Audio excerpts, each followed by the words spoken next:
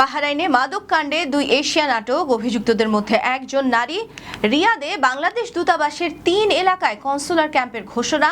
আমিরাতে মোবাইলে ভুয়া নোটিশ নিয়ে কাস্টমস কর্তৃপক্ষের সতর্কবার্তা।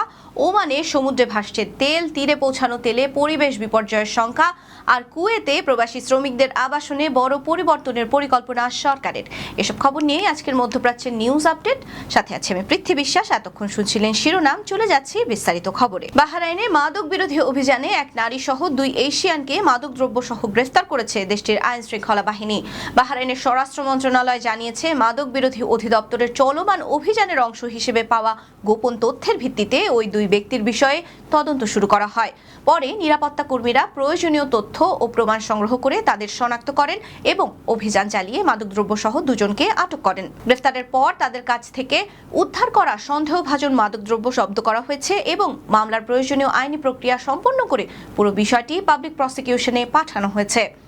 এশীয় বলা হলেও তারা কোন দেশের নাগরিক তা জানানো হয়নি। কর্তৃপক্ষ জানিয়েছে, সমাজকে মাদকের ক্ষতি থেকে সুরক্ষিত রাখতে মাদক বিরোধী অভিযান আরও জোরদার করা হচ্ছে। একই সঙ্গে মাদক সংক্রান্ত কোনো তথ্য জানা থাকলে সাধারণ মানুষকে আইন শৃঙ্খলা বাহিনীকে তা জানাতে আহ্বান জানানো হয়েছে। সৌদি আরবে বসবাসরত প্রবাসী বাংলাদেশিদের জন্য বিশেষ কনসুলার ক্যাম্পের আয়োজন করা হয়েছে। ই পাসপোর্টের বাড়তি চাহিদা মেটাতে রিয়াদের বাংলাদেশ দূতাবাস এবার এই বিশেষ কনসুলার ক্যাম্পের আয়োজন করেছে। দূতাবাসের জরুরি বিজ্ঞপ্তি অনুযায়ী আল হাসা, জুবাইল এবং দাম্মামে এই বিশেষ ক্যাম্প অনুষ্ঠিত হতে যাচ্ছে। আগামী 14 থেকে 16 আগস্ট আল হাসায়, 21 থেকে 23 আগস্ট জুবাইলে এবং 28 আগস্ট থেকে 5 সেপ্টেম্বর পর্যন্ত দাম্মামে প্রবাসীরা কনসুলার সেবা নিতে পারবেন। দূতাবাস জানিয়েছে, স্থানীয়ভাবে বসবাসরত প্রবাসীদের সুবিধার কথা বিবেচনা করে এসব ক্যাম্পের আয়োজন করা হয়েছে। বিশেষ করে জুবাইল এবং দাম্মামে থাকা বাংলাদেশিদের নির্ধারিত তারিখে ক্যাম্পে গিয়ে সেবা নেওয়ার জন্য অনুরোধ জানানো হয়েছে। অতিরিক্ত জনবল এবং এনরোলমেন্ট কিট ব্যবহার করে প্রতিদিন সর্বোচ্চ 1800টি ই পাসপোর্টের আবেদন গ্রহণের সক্ষমতা রয়েছে দূতাবাসের। তাই ই পাসপোর্ট করতে আগ্রহী প্রবাসীদের প্রয়োজনীয় কাগজপত্র ও প্রস্তুতি নিয়ে নির্ধারিত সময়ে ক্যাম্পে উপস্থিত হওয়ার আহ্বান জানানো হয়েছে। সংযুক্ত আরব আমিরাতে আবুধাবি কাস্টমসের নাম ব্যবহার করে প্রতারণামূলক ইলেকট্রনিক বার্তা ও নোটিশ ছড়ানোর বিষয়ে সতর্ক করেছে কর্তৃপক্ষ। আবুধাবি কাস্টমস জানিয়েছে, প্রতারকরা সরকারি সংস্থার পরিচয় ব্যবহার করে মানুষের কাছে ভুয়া মেসেজ পাঠাচ্ছে এবং এসব বার্তার মাধ্যমে ব্যক্তিগত তথ্য, অর্থ বা অন্যান্য সংবেদনশীল তথ্য হাতিয়ে নেওয়ার চেষ্টা করতে পারে। তাই অচেনা কোনো নম্বর, সন্দেহজনক লিঙ্ক কিংবা আবুধাবি কাস্টমসের নামে আসা অস্বাভাবিক কোনো নোটিশ দেখলেই তাতে সাড়া না দেওয়ার পরামর্শ দেওয়া হয়েছে। বিশেষ করে মেসেজে থাকা লিঙ্কে ক্লিক করা, ব্যক্তিগত বা ব্যাংকিং তথ্য দেয়া কিংবা কোনো ধরনের অর্থ পরিশোধের ধাপের আগে বিষয়টি ভালোভাবে যাচাই করতে বলা হয়েছে। কর্তৃপক্ষ জানিয়েছে, প্রতারকরা সরকারি প্রতিষ্ঠানের বিশ্বাসযোগ্যতা কাজে লাগিয়ে মানুষকে বিভ্রান্ত করার চেষ্টা চালিয়ে যাচ্ছে। তাই শুধু মেসেজে সরকারি লোগো বা নাম থাকলে সেটিকে সত্য বলে ধরে নেওয়া যাবে না। কোনো নোটিশ বা যোগাযোগ নিয়ে সন্দেহ থাকলে আবুধাবি কাস্টমসের অফিসিয়াল চ্যানেলের মাধ্যমে তথ্য যাচাই করতে অনুরোধ জানানো হয়েছে। ওমানের উপকূলে আটকে পড়া একটি তেলবাহী ট্যাঙ্কার থেকে ছড়িয়ে পড়া তেল এবার দেশটির মূল ভূখণ্ডের সমুদ্র সৈকতেও পৌঁছে গেছে।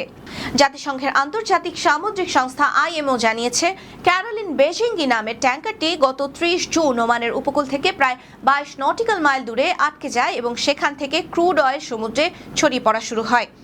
মৌসুমী বর্ষার শক্তিশালী বাতাসের কারণে উদ্ধার এবং তেল নিয়ন্ত্রণের কাজ বাধাগ্রস্ত হচ্ছে। ওমানের পরিবেশ কর্তৃপক্ষের সর্বশেষ তথ্য অনুযায়ী তেল ছড়িয়ে পড়ার এলাকা প্রায় 390 বর্গ কিলোমিটার জুড়ে বিস্তৃত হয়েছে। পরিস্থিতি আরও উদ্বেগজনক হয়ে উঠেছে কারণ দেশটির দক্ষিণ পূর্বাঞ্চলের রাস মাদারাকা এলাকায় কয়েকটি সৈকতেও তেল দূষণের প্রমাণ পাওয়া গেছে। এর আগে তেলের বিস্তার ছিল মূলত হালানিয়াত দ্বীপপুঞ্জের আশেপাশে, যেখানে রয়েছে একটি সামুদ্রিক সংরক্ষিত এলাকা এবং বিরল সামুদ্রিক প্রাণী ও কচ্ছপের গুরুত্বপূর্ণ আবাসস্থল। পরিবেশবাদী সংগঠন গ্রিনপিস ও প্যাক্স আশঙ্কা করছে, পরিস্থিতি দ্রুত নিয়ন্ত্রণে না আনা গেলে এটি বড় ধরনের পরিবেশগত বিপর্যয়ে পরিণত হতে পারে। তাদের দাবি, ট্যাঙ্কারটিতে প্রায় 10 লাখ ব্যারেল অপরিশোধিত ক্রুড অয়েল ছিল। কুয়েতে প্রবাসী শ্রমিকদের আবাসন ব্যবস্থায় বড় পরিবর্তন আনার পরিকল্পনা চলছে।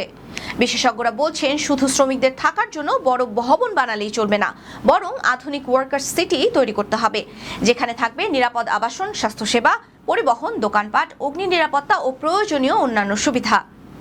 এর মাধ্যমে জেলিভ আল শুয়ুখের মতো এলাকায় অনিয়মিত এবং অপরিকল্পিত শ্রমিক আবাসনের সমস্যা কমানো সম্ভব হবে বলে মনে করছেন তারা।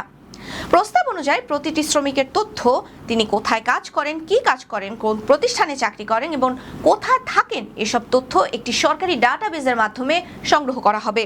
এতে শ্রমিকদের আবাসন ও কর্মস্থল সম্পর্কে কর্তৃপক্ষ সহজে নজরদারি করতে পারবে এবং অবৈধ আবাসন ও বিভিন্ন অনিয়মও কমানো সম্ভব হবে। বিশেষজ্ঞরা আরও বলছেন, এসব ওয়ার্কার সিটিতে হাসপাতাল বা স্বাস্থ্যকেন্দ্র, মার্কেট, ব্যাংকিং সুবিধা এবং বিনোদনের জায়গাও রাখা যেতে পারে, যাতে শ্রমিকরা একটি পূর্ণাঙ্গ কমিউনিটির মধ্যে বসবাস করতে পারেন। একই সঙ্গে সরকারি প্রকল্পের ঠিকাদারদের নিজেদের শ্রমিকদের জন্য নির্ধারিত আবাসনের ব্যবস্থা করারও প্রস্তাব দেওয়া হয়েছে। কুয়েতের সংশ্লিষ্টরা মনে করছেন, নিরাপত্তা অভিযান চালিয়ে শুধু সমস্যার সমাধান করা সম্ভব নয়, প্রবাসী শ্রমিকদের জন্য আধুনিক এবং নিয়মতান্ত্রিক আবাসনের বিকল্প তৈরি করাও জরুরি। এই ছিল আজকের মধ্যপ্রাচ্যের নিউজ আপডেট। আল্লাহ হাফেজ।